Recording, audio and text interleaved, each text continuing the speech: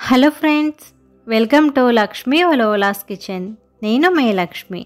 ఈరోజు వీడియోలో జంతికలు ఎలా చేసుకోవాలో చూపిస్తున్నానండి. ఒక్కోసారి జంతికలు చేసుకునేటప్పుడు కొంచెం గట్టిగా వస్తాయి కదండి, అలా రాకుండా ఎలా చేయాలి అని ఈరోజు వీడియోలో చూపిస్తున్నాను. అలాగే నేను యూస్ చేస్తున్నట్లు కనుక 3 రకాల పిండిలో వేసుకొని చేసుకుంటే చాలా గుల్లగా అలాగే కమ్మగా వస్తాయండి. సో మరి నేను ఇక్కడ కొంచెం ఎక్కువ క్వాంటిటీలో చూపిస్తున్నాను. సంక్రాంతికి చాలామంది పిండి వంటలు చేసుకుంటారు కదా, అందుకోసం కొంచెం ఎక్కువగా చూపిస్తున్నానండి. సో స్టార్ట్ చేద్దాం. జంతికలు చేసుకోవడం కోసం పిండి తీసుకోవాలండి. దానికన్నా ముందుగా ఒక పెద్ద పళ్ళెం తీసుకొని అందులో జల్లెడ పెట్టుకున్నాను. ఇప్పుడు ఇందులో కప్పుతో బియ్యపిండి వేసుకుంటున్నానండి. నేను చూపించే కప్పుతో 4 కప్పులు బియ్యపిండి వేసుకున్నాను. నేనైతే బియ్యపిండి బయట మిల్లులో ఆడించుకున్నానండి. మీరు కావాలంటే బయట షాప్లో రెడీమేడ్గా ఉంటుంది కదా, అది కూడా తీసుకోవచ్చు. సో ఫస్ట్ వచ్చేసి బియ్యపిండి వేసుకున్నాను కదండి, ఈ పిండిని మనం బాగా జల్లించుకోవాలి. మనం ఇలా పిండిని జల్లించుకోవడం వల్ల అందులో ఏమైనా రవ్వలా కనుక ఉంటే మన జంతికలు వేసుకునేటప్పుడు గట్టిగా లేకుండా ఈజీగా పడిపోతుందండి. అందుకోసం పిండిని కంపల్సరీగా జల్లించుకోవాలి. చూసారు కదా, నాకు కొంచెం నూకలాగా వచ్చింది రవ్వ, అదంతా కూడా తీసేసుకున్నాను. ఇప్పుడు మళ్ళీ జల్లెడ పెట్టుకుని ముందు 4 కప్పుల బియ్యపిండి వేసి చల్లించుకున్నాను కదండి, అదే కప్పుతో 1 కప్పు శనగపిండి వేసుకుంటున్నాను. శనగపిండి కూడా నేను ఇంట్లో రెడీ చేసుకున్నది ఏంటంటే బయట మిల్లులో ఆడించిందే, షాప్లో కొనింది కాదు. అలాగే 1 కప్పు పుట్నాల పప్పు పొడి ఉంటుంది కదండి, అది కూడా వేసుకుంటున్నాను. పుట్నాలు తీసుకుని మిక్సీలో గ్రైండ్ చేసుకుని వేసుకున్న కూడా సరిపోతుందండి. సో ఈ 3 రకాల పిండిలో వేసుకొని చేసుకుంటే జంతికలు చాలా బాగా వస్తాయి. ఇప్పుడు ఈ పిండిలను కూడా మనం జల్లించుకోవాలండి. జల్లించుకున్న తర్వాత ఈ విధంగా రవ్వ వస్తుంది కదా, దాన్ని సపరేట్ చేసేసుకుని ఇప్పుడు ఇందులో 1.5 టీ స్పూన్ సాల్ట్ వేసుకుంటున్నానండి. మీకు కొంచెం ఎక్కువ కావాలంటే యాడ్ చేసుకోవచ్చు. అలాగే 1 టీ స్పూన్ కారం కూడా యాడ్ చేస్తున్నానండి. కారం వేసుకుంటే కనుక టేస్ట్ చాలా బాగుంటుంది. దీంతో పాటుగా 1 టేబుల్ స్పూన్ వాము కూడా వేసుకుంటున్నానండి. మీరు కావాలంటే నువ్వులు కూడా వేసుకోవచ్చు. అలాగే ఒక 1/2 టీ స్పూన్ పసుపు కూడా వేసుకున్నాను. ఇప్పుడు ఇవన్నీ కూడా బాగా కలిసేలాగా కలుపుకోవాలి. ఇలా పిండిలన్నీ కూడా బాగా కలుపుకున్న తర్వాత ఇందులో మనం క్రిస్పీగా రావడం కోసం మరిగించిన ఆయిల్ వేసుకోవాలండి. అలా వేసుకుంటే కనుక జంతికలు చాలా క్రిస్పీగా వస్తాయి. నేను ఇక్కడ 2 టేబుల్ స్పూన్ల ఆయిల్ తీసుకుని బాగా మరిగించుకుని వేసుకున్నానండి.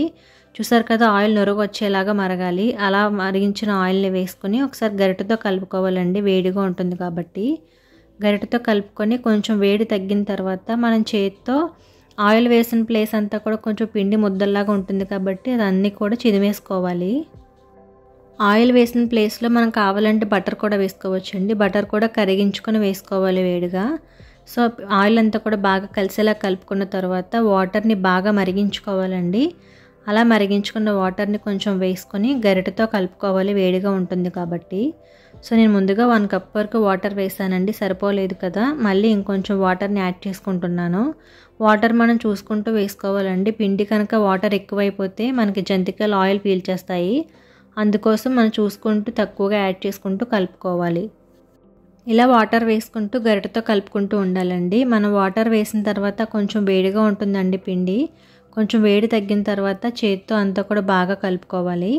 ఇలా కలుపుకొని ఇప్పుడు చన్నీళ్ళు వేసుకొని పిండిని కొంచెం ముద్దలా కలుపుకోవాలి. మొత్తం అంతా కూడా ఒకటేసారి కలపకుండా కొంచెం పిండిని తీసుకొని నేను ముద్దలా కలుపుకుంటున్నాను. ముందు కలిపిన పిండిని ముందుగా జంతికలు వేసుకొని మిగతాది మనం మళ్ళీ వేసుకునే ముందుగా కలుపుకోవచ్చు.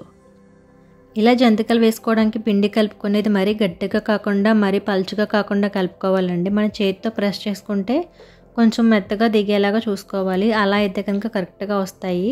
మరీ గట్టిగా కలుపుకుంటే జంతికలు వేయడం కష్టమవుతుంది, అలాగే తినేటప్పుడు గట్టిగా కూడా వచ్చేస్తాయి. అలానే వాటర్ ఎక్కువ వేసుకుంటే ఆయిల్ పీల్చేస్తాయి. సో ఇలా కలుపుకున్న తర్వాత జంతికలు వేసుకునే గొట్టం తీసుకుని ఇందులో మన చేతిని తడి చేసుకుని పిండిని పెట్టుకోవాలండి.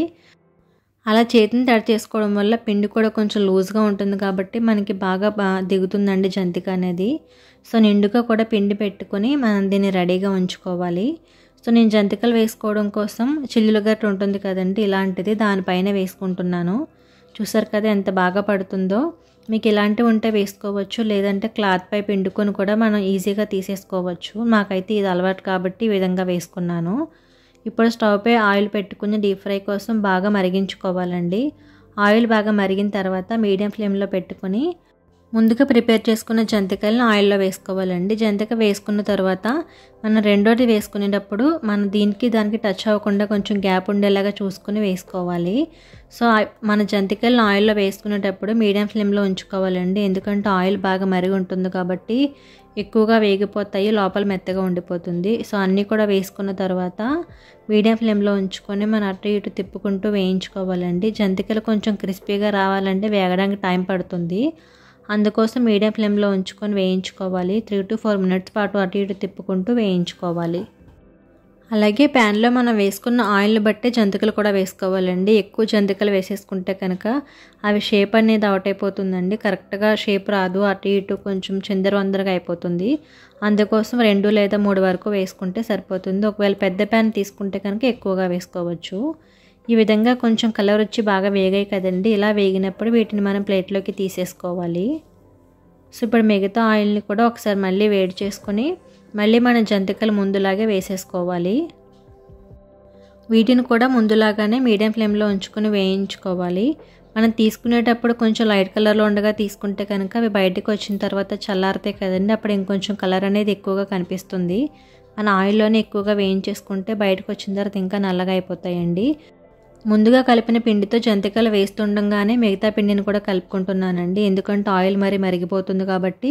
సో అవి వేసుకుంటూ ఇంకొక వైపు పిండిని బాగా కలిపేసుకోవాలి. ఇందులో కూడా చన్నీళ్ళు వేసి ముద్దలాగా కలుపుకొని జంతికల్లా వేసేసుకుంటే సరిపోతుంది. చూసారు కదండి, జంతికల్ని కమ్మగా అలాగే గుల్లగా వచ్చేలా ఎలా చేసుకోవాలనేది. పుట్నాల పప్పు పిండి వేయడం వల్ల కమ్మగా వస్తాయి, అలాగే మరిగించిన ఆయిల్ వేసుకోవడం వల్ల గుల్లగా వస్తాయి. మరొకసారి మీరు కూడా ఈ విధంగా ట్రై చేసి మీకు ఎలా వచ్చిందో నా కామెంట్లో చెప్పండి. అలాగే ఈ వీడియో కనుక మీకు నచ్చితే వీడియోకి లైక్ చేసి మీ ఫ్రెండ్స్కి, రిలేటివ్స్కి కూడా షేర్ చేయండి. ఫస్ట్ టైం ఛానల్ని చూస్తున్న వారైతే కనుక తప్పకుండా సబ్స్క్రైబ్ చేసి నాకు సపోర్ట్ చేయండి. నా ఛానల్లో ఆల్ రెసిపీస్ అన్నీ కూడా అప్లోడ్ చేస్తున్నాను. Thank you for watching.